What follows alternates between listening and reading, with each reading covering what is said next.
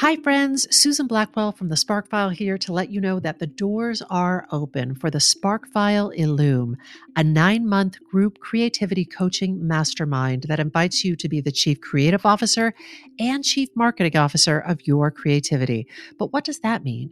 That means in 9 months in Illume, you will clarify and advance your big creative goals and learn how to effectively share your work with the world. Now, if you're listening to this and you're an experienced creative or an accomplished professional who seeks a space where it is safe to attempt something you've never tried before, or complete a big creative project, or take your work to the next level and acquire the skills needed to share your creative work with the world, Illume might be right for you. We are calling in emotionally intelligent, high-functioning creatives who are ready to level up. You can find out more by going to thesparkfile.com/Illume, but do it now to find out if Illume is right for you and to save with early bird discounts. That's thesparkfile.com/Illume. Take a leap, take a risk. Go to thesparkfile.com/Illume and join us for Illume. The Sparkfile podcast may contain profanity and other adult content. Please use your discretion. When I bump into something that inspires me, I dump it in my spark file. Could be something that I want to make or how I want to be. I pump it in my spark file. I jump into my spark file. Let's open up the spark file. Welcome to the Spark File, your spark bank for creative inspiration. I'm Laura Camian. And I'm Susan Blackwell. If you're an OG listener, welcome back, Sparkler. If you're joining us for the first time, welcome. But you may be asking yourself, what exactly is a Spark File? Where do I get one? What do I file in it? These are good questions, and we do have answers. A Spark File is a place where you consistently collect all your inspirations and fascinations. And if you're like us and you're making stuff all the time, sometimes the wellspring of inspiration can run a little dry. We're here to refill it. Yes, we're on the lookout for fresh ideas, images, and inspiration that spark our creativity and pique our curiosity, things that inspire us to get up off of our asses and make things like this podcast. Or creative, ordered days for your kid during a pandemic quarantine. Or a campaign that uses the megaphone you have to support frontline hospital workers. On today's Makersode, we're going to talk to someone who truly sparks us. And that special someone is our first repeat guest. Holla, Celia Keenan-Bolger. Oh Celia, my God. welcome to the Spark File. Thanks, guys. Celia. Thanks for having me back. Thanks for coming back. I feel like the first time that I was on this, I didn't have the pleasure of getting to listen to so many episodes. So now being on the other side and having heard so many interviews and sparks, I feel like even more excited to be here. Oh, Celia, thank you. You're like an OG guest as well, because you came on our podcast before we had launched any episodes, I think. That's right. So it was impossible to know what this was going to be. You might have been the second person we interviewed. Mm-hmm. Is that right, Cams? I think so. I think so too. That is friendship, and that is willingness to be like, let's go on this adventure. Thanks for taking a risk on us. Come on. Thank you. The easiest. We're so glad you're back. We're so glad you're back. Before we get to the Spark File price of admission, Celia, can you tell us, where are you? How are you? What do you look like? What are you wearing? Thanks for asking. What if you were like, I'm wearing a ball gown? I wish. I like to get real dressed up. That's how I do quarantine. You guys, I wish I could post a picture. It is deeply sad. I'm wearing a t-shirt and a pajama pant and a fuzzy Birkenstock. Yes. Well, Yes, I'll take all that. That seems like perfect quarantine wear. Yeah. I actually would like a picture. So if you feel like sending us one, I'm going to do it. pop it over. I'm going to do it. Does your t-shirt have any graphics on it? Is there any Not writing on the one. t-shirt? Nope, just a blue t-shirt with no bra. Stains? Yes, no Nice. bra. No stains. But we're, just comfy. But it's cozy. But it's early in the day. I mean, is it? I feel like on the weekdays, I really task myself with getting out of the PJs and into the world. And on the weekends, for a little delineation, I'm just like, yeah, we can all watch television and That's right. eat two Soft breakfasts. clothes. Yeah, that's right. Two That's right. breakfasts. I like that too. I make that distinction as well. Like during the weekdays, it's up, and I actually do brush my hair. And today I haven't brushed my hair. Nothing. I'm like, it's Saturday, and that's what I get to do on Saturday. I get to That's not right. do anything like that. Amen. That seems perfect. Perfect. Yay! And how are you doing, Celia? I'm doing better than I have been doing in this isolation time. I feel like, I don't know, maybe 3 weeks ago, I hit a kind of low that was like so intense, where I was like on a Zoom with my therapist, just like crying and crying and crying. And I can't tell if that's just part of this or, I mean, I have so many questions about what we're processing right now. Yeah. But I think having that conversation with her, having a conversation with John, my husband, and then I started taking something called SAM-E, which was initially given to me by my acupuncturist, but is like a kind of mood lifter that you guys that I got at the grocery store. And I have to say, on the 9th day of taking it, I was like, I feel less dull and a little lift. Okay. So since then, and I don't know if that's also just like that I was able to like purge a lot of feelings or like process some of the grief that I was feeling just at the beginning of all of this. But I definitely feel a little more motivated. I feel like things are a little more manageable. I'm still, struggling enormously. But there are days when I feel like there's beauty and comfort and things that were in short supply in my previous life before all of this. How does the struggle show up for you, Celia? Is it's hard to get out of bed, or how does it show up? I think it's just a sort of flat sadness that I'm unfortunately, or maybe fortunately, no, I think unfortunately, like extremely high functioning inside of my depression or anxiety, which I think usually only adds to whatever thing I'm dealing with, because I'm just like, you have to keep going, you have to keep going. And I think it would be better maybe if my body was like, no, we're done for like 2 days. You just get to like tap out. But I do think, William is 5, and that having a kid inside of this, like, it just really, in some ways, I've been able to just say like, whatever the day looks like is okay.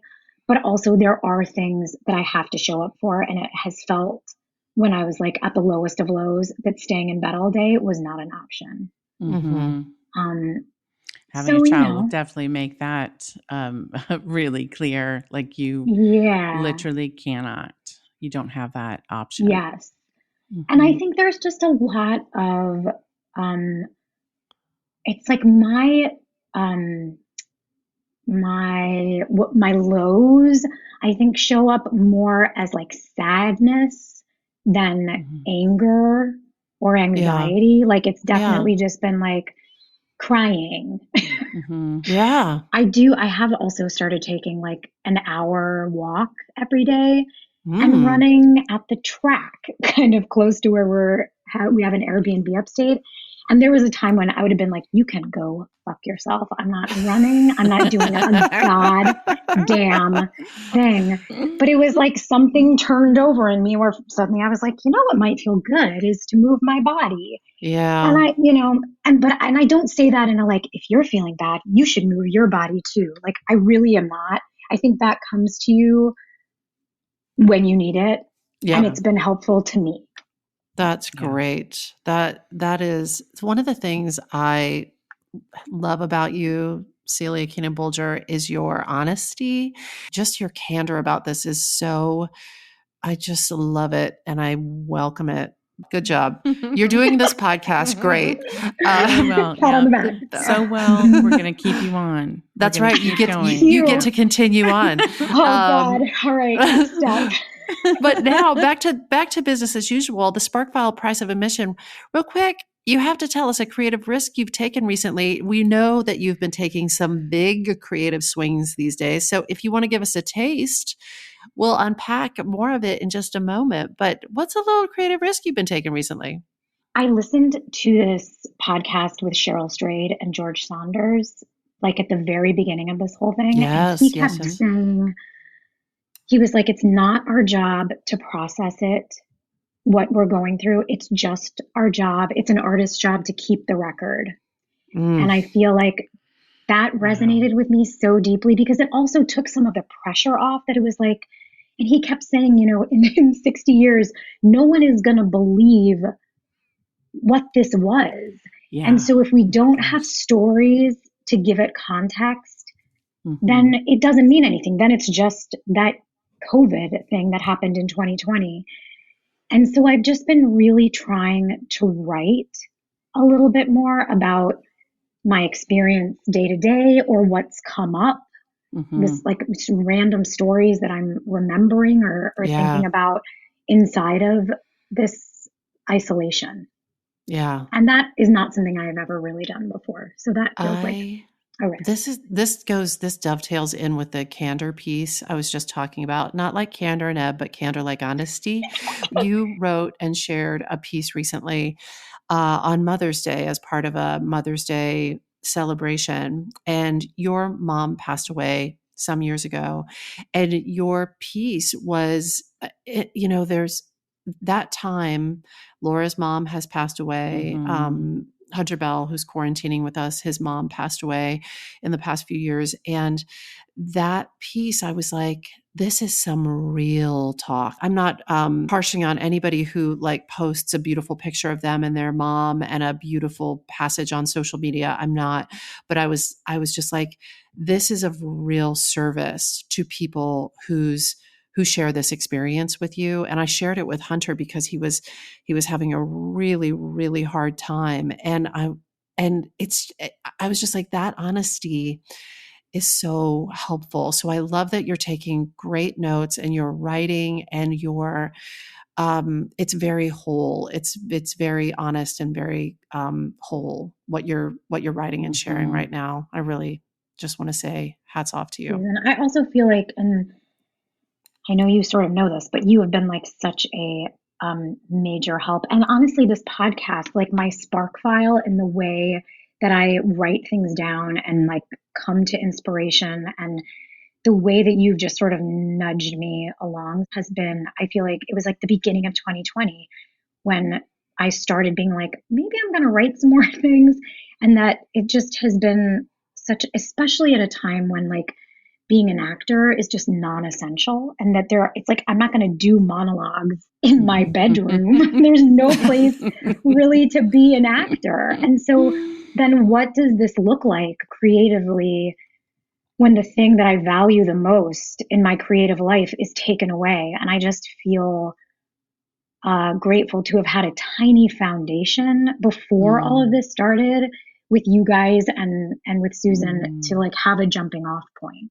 Thank you, but I shine it right back at you because you've been doing all the work. So, so good. Yeah, we're really proud of you. We're really proud of you. Yeah. Yeah, and we're going to dig into some of what you just talked about a little bit more, but before we get too far ahead, for people who don't know you or didn't listen to the first episode, shame on them. But how do we shame you? I know that's a first in the Spark File. But yeah, if you didn't listen to Celia's first episode, shame on you. But how do you identify? Double down on it. Double down on it, Cammy. That's right. Yep. How do you identify creatively, and what would you say that you're most well known for, just to catch people up? Yeah, I mean, I think I identify the most greatly as being an actor. And I spent all of last year as Scout Finch in To Kill a Mockingbird on Broadway. I think the theater is the place that I feel the most at home, that I love the most. And obviously, there are all kinds of other places where I would like to be an artist. And I think one of the interesting things about the Spark File and sort of talking with Susan is that I've been like, I am an interpreter. I am like squarely a person who shows up at rehearsal and sees the words on the page. And I have some great insights and some thoughts about where things can go, but I'm not very interested in being a creator. And I would say that 2020 is a year of a little bit of shifting in that identity. So interesting, because we had this noted from the last time we spoke, and you gave the answer to that question that you were strictly interpretive. And through the course of our conversation, we dug into that just a little bit. Just inquiring minds want to know, is that just because that's where your comfort level is, or that's what you've always done, or is because you think you can't originate or you don't have any interest in originate. We just sort of explored some of that. And that was a really fun conversation to have. And we were curious, has that answer evolved for you in this span of time? And it sounds like it has. It's shifting a bit. So it is. And I think in some ways, the older you get, it goes both ways. That I have been surrounded by so much incredible art that there is a little voice that says, why would you think that you can write when there are people who have been doing this as long as you have been acting? Yeah, that little vampire. Yeah. But then there's what I realized is that when I figured out what I wanted to write, which I think if you're an actor, usually you're like, I guess I got to write myself a pilot or a one-woman show. Right. And I was like, I don't about Emily Dickinson. Let's get specific. Actually, like, you actually could, if you had any interest in it, you'd probably be a hell of an Emily Dickinson. I feel like that's taken. I feel like that one might, someone's got dibs on it. Dibs, exactly. But I think once something opened up about like, what would I actually want to write about? Yeah. That not only did I didn't find myself doing the sort of compare and despair that I maybe do as an actor. It felt like in some ways the stakes were less high because I was like, I don't know, I'm not a writer. I'm just going to put this down, and I don't feel precious about it. I don't feel overly like married to anything that's like on the page. And I have actually found that to be so liberating creatively. That there's freedom in that for sure. Yeah. I love this little shift. I love this little tectonic shift in you. And while I don't wish this global pandemic on anyone, we are looking for how to use it as a catalyst for positive change. And this is one way that you are in a situation like many of us, we relate to this deeply, where our work vanished as a result of this, work as we know it, and that you are just following kind of the thread of, as Emily Fletcher, my meditation teacher, would say, following charm and sort of finding what you want to talk about and then using the time that you have now to keep record, as George Saunders would say. Yeah. I love that. And to that end, we're going to try something new today. Celia wrote a piece that we have asked her to read, and we're so excited for her to share what she's making and what she's written, because nested within this writing, it's like a Russian nesting doll. There's writing that you've made, but there's also big initiatives that you've helped to make, and they're all. This is a little bit of those things dovetailing. So we'd love it if you would read it, and then we'll chat a bit after. So when you're ready, Celia, take it away. Oh my gosh. So I just also want to preface it. I was reading it this morning, and there's something about time and quarantine that I was like, yeah, I just wrote this like not even a month ago. And yet it feels to me already like a lifetime. So we can do with that whatever we may, but okay. So it's just called Broadway Feeds Bellevue. October 2019. Gideon Glick, Will Pullen, and I are backstage in Gideon's dressing room at the Schubert Theater in between shows of To Kill a Mockingbird. It's a Saturday evening and we're eating our dinner that's just been delivered from Westville. For maybe the 37th time this year, I'm having chicken with a side of mushrooms and sweet potatoes, a meal that gives me enough energy to get through a 2-show day and doesn't make my stomach hurt when we run from Boo Radley's house about 20 minutes into the first act. Today, Gideon's fiance, Perry, is joining us, and we do a thing that all actors do in a long-running show, talk about the audience. We tell Perry about the matinee and how the audience started a little chilly and coffee, but then audibly wept through the second half of the second act and stood up to applaud before the play was even over. Perry and Gideon talk about their wedding plans and how they've settled on a venue and are picking out their suits on Monday. They're getting married 3 weeks after we close. Perry is a doctor, and he's on a schedule where he works for a bunch of days in a row and then gets a few weeks off. He's about to start one of these work shifts, which means they'll be on opposite schedules and won't get to see a lot of each other. So they want to nail down the details of the wedding now. I've never spent a lot of time with a doctor, and I'm intrigued by Perry's unemotional but nuanced take on our conversations, especially around the theater. Despite his schedule, he's seen more Broadway shows than anyone I know, and I like hearing his response to them since he's not in the business, but sees so much. February 2020. I'm reading an article about medical care workers in Wuhan, China, where nurses are collapsing from exhaustion, and Li Wenliang, the doctor and whistleblower who tried to warn the world about the new coronavirus, has died.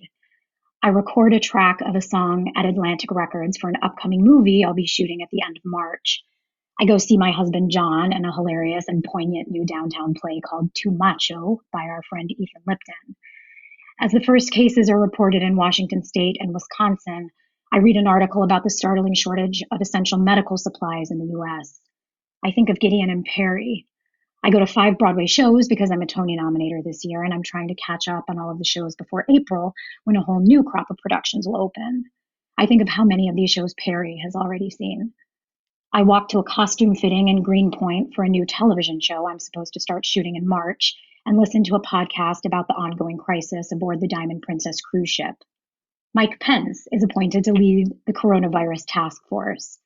It makes me think about the HIV outbreak he faced in 2015 while he was the governor of Indiana, when he resisted calls from his own state legislature, including Republicans, to establish a needle exchange program. He instead went home to prey on it. I think about that same plague and how it took the lives of so many in the New York theater community and wonder what's coming for all of us. I walk my 4-year-old to school and we notice that the Valentine's Day window at Rite Aid has already changed over to bunnies and baskets. March 2020. I'm set to co-host a Women on Broadway event at the New Amsterdam Theater on the 10th. A week before the event, we're sent an email that asks us to disclose any international travel to China, Italy, or Iran. It's announced that Hillary Clinton will be the keynote speaker. As I watch backstage, she speaks about the catastrophe of November 2016. She talks about the months that followed and the extensive media coverage of her long walks in the woods and glasses of Chardonnay, but tells us that it was going to the theater, being transported by stories and feeling the energy of an audience that she really cherished during that time. More U.S. states confirm cases of COVID-19. There's almost no testing to be found in New York City. Italian hospitals are overwhelmed. Social media feeds slowly fill with posts about the increasingly dire situation faced by the medical workers tasked with fighting this real and terrible virus that is, now clear, coming for us. I text with Gideon and he tells me that Perry is set to start a 12-day shift at the end of the month. At a table read for my new television show, a huge room of incredible actors struggle to know how to greet one another. There are elbow bumps, handshakes, and hugs. It's weird. John gets word that his run of Too Macho will end early. I'm mindful of the new CDC guidelines and do not attend performances of 2 shows that have just opened as part of my Tony nominating responsibilities. At a reading of a new play with music about the musician Karen Dalton, I perform for an audience that sits with 2 chairs between them. At the end of the reading, we get word that Broadway is shutting down. I start to think about how to self-quarantine in our New York apartment with my extremely energetic son, William. Our babysitter flies back to be with her family in Washington. I buy cans of beans and pasta. We only leave the house once a day. William usually wants to walk uptown so we can look at the Empire State Building. The days feel long. I haven't spent this much time with William since he was a baby. It feels good. It feels hard. We start to hear rumblings about sheltering in place in New York and worry that we might not be able to leave the city and that the three of us will be stuck in an apartment and not be able to go outside for months and months. John suggests we try to find an Airbnb upstate. My TV show delays the start date of shooting. We find a house in upstate New York and pack our car full of groceries so we won't have to shop for 14 days. I text with Gideon to see how everyone is doing at the hospital. When we arrive upstate, I feel so grateful for the space and fresh air, for the resources and the money to get out of the city, for the privilege to be able to social distance. We take walks as a family. I cook our meals and wipe the counters and sweep the floors and try to come up with crafts for William. I think about my mother who died almost 20 years ago and how much I miss her and how comforting it would be to have her wisdom right now. A different March 2000. It's spring break, and I'm home visiting my family from the University of Michigan. My mother is lying on our couch, her face swollen and head bald, as we are talking about Christopher Isherwood's novel, I Am a Camera, because I'm playing Sally Bowles in the spring university production of Cabaret. There's a knock on our front door, and Gail Babel is standing there holding a dish of lasagna in her oven-mitted hands. I know Mrs. Babel from Grosse Pointe Theater, where she was a box office volunteer, and her husband Denny helped build the sets. My brother Andrew, sister Maggie, and I all performed in the musical The Secret Garden there. Gail has set up a meal train for our family with a group of other people from the theater. Since my mother is exhausted and recovering from a stem cell transplant, and my father is overwhelmed and caring for his wife with cancer and his 3 kids, 2 of whom are only 12 and 14, Mrs. Babel decides food might be helpful right now. Flash forward, I send a text to Gideon. I'm thinking about you nonstop. Is there any way to send food to Perry's floor at the hospital? Could I start a meal train for him?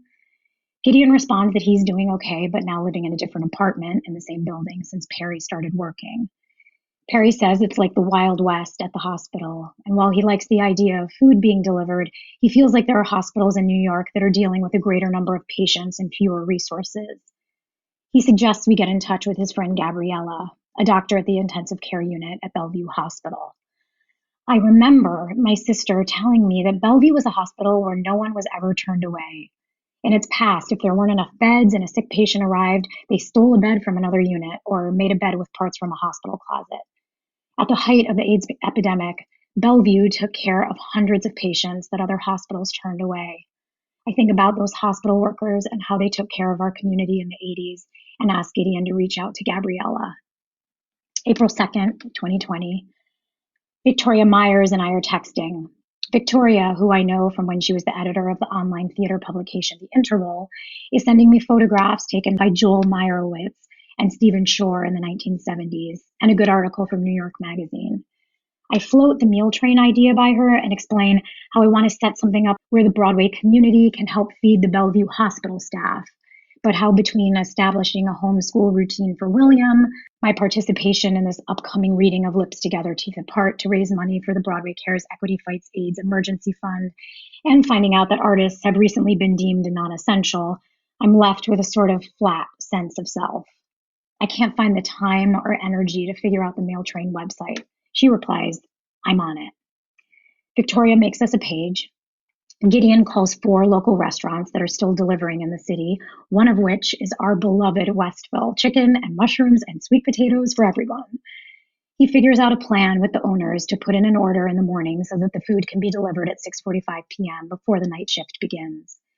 We've made contact with Gabriella at Bellevue, and she tells us she can pick up the delivery outside the hospital. I make a list of people I've worked with and love. Lin-Manuel Miranda, Kelly O'Hara, LaTanya Richardson-Jackson, Gavin Creel, Cherry Jones, Laura Benanti, and decide to ask them for money to start us off. If people see the names of these Broadway stars, I reason they might be more inclined to donate. We set our goal at $10,000, which feels possible, but also scary, since so many people have lost their jobs and are stressed about money. The website goes live. That night, I try to fall asleep, but keep thinking about November of 2019 when Perry and Gideon got married. So many of their wedding guests were members of the Broadway community. We stood around them in a bar on the Lower East Side while they spoke their beautiful vows to one another. And when the ceremony was over, we all joined in a call and response version of Stephen Sondheim's Losing My Mind, led by a drag queen named Martha Graham Cracker. She sings, "The morning ends." We sing, "I think about you." She sings, "I talk to friends." We all sing, "I think about you." And do they know it's like I'm losing my mind? In bed, my mind jumps to the Glass Menagerie, where we would fundraise for Broadway Cares Equity Fights AIDS, and Cherry Jones would float down the aisle in her big white dress with her red bucket to collect money after every single performance. "It is our duty," she told me. "We have to raise this money." April 13th, 2020. 10 days later, we've raised over $100,000. I am amazed. I remember that tiny theater in Michigan, organizing food for my family as we moved through a collective despair, struggling to maintain something that resembled normalcy. I think to myself, theater people are the best people. Since I was 5 years old performing in Annie Get Your Gun, I have known this, and I knew it last November as I took my final bow in To Kill a Mockingbird. Being a theater actor gives me a deep sense of belonging and community. And I think that when you feel like a part of a community, it's easy to give back and serve another community. Performing on Broadway means you see the same people 8 times a week, so you end up sharing both your artistic and personal highs and lows with those people day after day. Their pain becomes your pain. Their joy belongs to you. This processing of emotion backstage on the floor of a dressing room or in front of 1,500 people is intense, but it is also unbelievably nourishing. You examine your life, you feel supported, you build a community. Like many actors I know, I grew up feeling like a bit of an outsider. And then I started doing theater, where the expressions of love, the space for big emotions, the positive feedback, they not only made me feel good about myself, but they made me feel like myself. I wonder about all of the people who grew up feeling like outsiders, who didn't have a place to feel comfortable in their own skin or share in someone else's life experience. And it makes me think that when you don't feel seen, you feel scared. And feeling scared keeps you from reaching out and helping other people. I am endlessly grateful to be a part of the New York theater scene, not just because I'm in awe of the talent I witness when I go to the theater, or because we're funny and curious and really great to be around. Not just because we raised so much money on this meal train that now we're not only feeding the ICU, but also internal medicine and anesthesiology, and are also feeding the vital cleaning staff as well. But because among them, I feel seen and valued, a feeling powerful enough to mobilize me, a non-essential person, during this paralyzing, overwhelming, creatively uninspired, hard to navigate time. On some fundamental level, I knew that if I put out the call, it would be answered. That is community. And as I sit in front of my computer, clicking the refresh button on the Broadway Feeds Bellevue meal train page and see donations ranging from $5 to $5,000, I think that when we emerge from all of this, community is what might save us all. Oh my God. Every episode, the open weeping. Oh, Celia. Tune in to cry with us.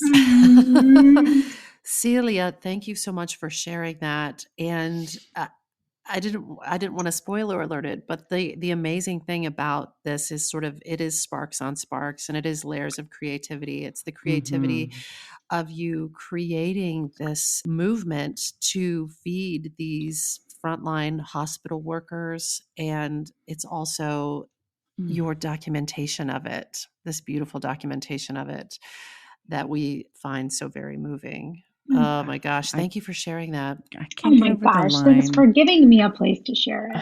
Celia, this, when you don't feel seen, you feel scared. I just think that that is going to resonate for so many people and be such a reminder of the importance of community and seeing each other and saying, you know, Celia, we see what you're doing. Gideon, we see what you're doing. Bellevue, we see what you're doing and how you're helping.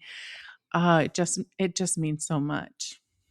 Oh, thanks, guys. I think I've been really trying to wrap my head around the divisions in our country right now and how it feels like there is good and there is bad, and that they really believe that they are good and we really believe that we are good. Yeah. And Yes. how much I think I attribute some of the behavior on the side that I'm not on to this sense of feeling scared.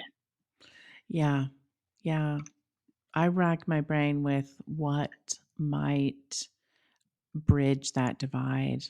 And on my days where I'm despondent, it's because I can't think of anything that is going to bring these two groups closer together. But I have better days where I'm more imaginative of solutions, but it really does feel so separate. I think it's the arts. I mean, not to be so like, but I think about even doing To Kill a Mockingbird, where I was like, that demographic of that audience, there were more people from the South at the stage door than anything I've ever experienced. And there were, I think, a lot of people in those audiences that voted for a different person than I voted for in November of 2016. And yet that audience went through something together. And I think what they took away might have been different, but like the sort of, that's something that I hold on to, that I'm like, when we make things that make us feel more alike than different. Yeah. That is a balm. Yeah, I agree. I also just want to jump and shout out to Victoria Myers. I feel like it is the Victoria Myerses of the world who it sounds like you collaborated with, and she helped with the parts that you were like, I don't know how to create a website and do this. 100%. Those are, when we can collaborate with people who complete us and sort of like fill in those spaces where we feel like we are deficient, you can really get some good shit done. Oh my God. Yes. And that her background and her point of view and her insight is so different from mine and Gideon's that she's like an essential part of the whole thing because she brings a totally different point of view.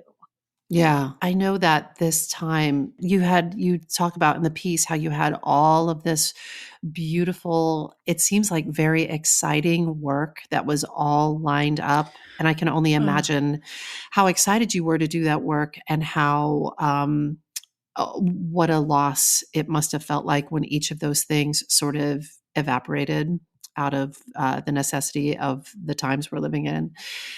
I should add also, I've heard you say how some of the things that you've been invited to participate in, you're sort of like, I don't want to necessarily read a play on Zoom. It's not exactly giving me that satisfaction that I'm seeking. But my hope is that talking about these very real stories in this piece that you just shared with us and the piece that you wrote around Mother's Day, that they are giving you an opportunity to have that deeper sense of creative satisfaction and self-expression, even though it may not look exactly like work that you have done previously.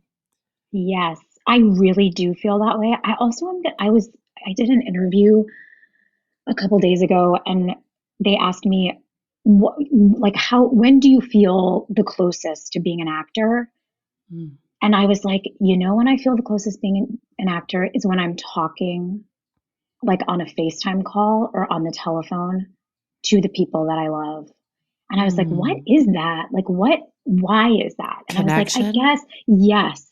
And I think telling stories and re-examining things from our past, it like brings up something in me that feels more deeply artistic than almost anything else that I've gotten to do. Yeah. That real meaningful engagement. Yes. And analysis. Yeah. Exactly. Like a really, really good, like table work section where everybody's just like trying to get in there and understand things a little bit better. Yeah. Yeah. I like that. I like that. It's good to know that stuff because in this time when you may be separated from what has been the source of your self-expression and creative satisfaction, it's good to be able to identify alternatives. Mhm. So I'm proud of you for even continuing the search. Yeah. Yeah. I think there's a lot of people struggling with that. You know, to be an actor, must there be an audience? You know, and Mhm. and what? So if the audience cannot gather, where does that leave you? But I think you're right in that it does go back to the storytelling and the doing the work, the dissecting of humanity, because that's really what we're all trying to do as artists is like dig into this meaty stuff that we've been given to work with Yes. and figure out what it's all for. Yeah. Which leads to this question. Celia, we've asked you this before, but your answer may have changed in the light of these new circumstances. What's it all for? Human connection. Word. I mean, no Word. question. Yeah. That to me feels like it's something I have always known about myself, but like there's something about the social isolation of this moment that is the thing that I long for. That's a good what's it all for? That's a good one. Celia, going deep. What can you give us a juicy tidbit of something, who or what that is sparking you these days? I am like on a real podcast jag. So if you enjoy, are you on a bender? I really am. I haven't been watching television. I haven't been watching movies, but I really, really recommend Cheryl Strayed's Sugar Calling podcast, where she calls different writers who are over the age of 60 to try to get their wisdom about what to do in the middle of tragedy. It is like amazing. Next level good. Oh my God. It's so good. Wow. Yes. I've also really been enjoying Brene Brown's podcast, which feels like it came just at the nick of time. I know. I was like, Brene, have you been planning this or did you respond instantly to this? I'm amazed. Those are really, yeah. And then I feel like I read Glennon Doyle's book, Untamed, which I also really What is that? What is that about? It's about her experience of leaving her husband and marrying a woman, and sort of really fast, she just tells this story about how she takes her kids to the zoo, and they're like, we're going to do a cheetah run, and they bring out a dog, and they're like, is this a cheetah? And everybody's like, no. And they're like, this is Lila or whatever her name is, and she teaches this cheetah, Doris, how to be, and watch, Lila is going to chase this pink puppy on the back of a Jeep. So then Doris will know how to do it. And the Labrador chases, like they run the Jeep around the zoo, and he chases the little pink puppy or whatever it is that's tied to the back of it. And then they're like, okay, now watch Doris do it. And then Doris chases this dirty puppy strapped to a Jeep. And Glennon Doyle is like, if a cheetah can be told that this is what her purpose is in the world, then the rest of us are fucked. Because if a cheetah can be tamed out of herself, then the rest of us have to sort of try to untame all of the learning that we have metabolized over our lives to become our most essential selves. Oh,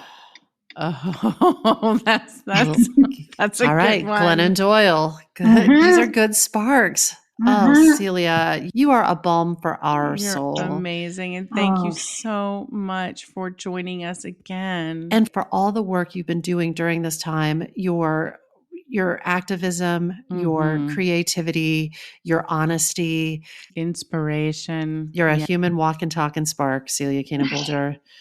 Thanks, Thank guys. you. Thank you. I really appreciate it. I guess that's it. We hope that this put another bunch of sparks in your file. Listen to us. If there is a spark you'd like us to explore, or if you've taken a spark and you fanned it into a creative flame and you'd like to share that, or if you have a question for us, need some advice, write to us at thesparkfile@gmail.com or submit it through our website, thesparkfile.com. We will even happily take your feedback, but you know the price of admission. First, you have to share a creative risk that you have taken recently. That is correct. If you need us, you can find us on social media at The Spark File. And if you want more Sparky Num Nums, be sure to subscribe, rate, 5-star review this podcast. If you like it, share it with people you love. If you didn't like it, I don't know, Celia, what are you saying to your critics these days? I say just keep making your own thing and see how that goes for you. If something tickles your fancy and gets your creative juices flowing, we are writing you a forever permission slip to make that thing that's been knocking at your door. It's your turn to take a spark and fan it into a flame. You got to write it, then review it, rehearse it, then run through it. You got to choose to use your voice, and Broadway Feeds Bellevue it.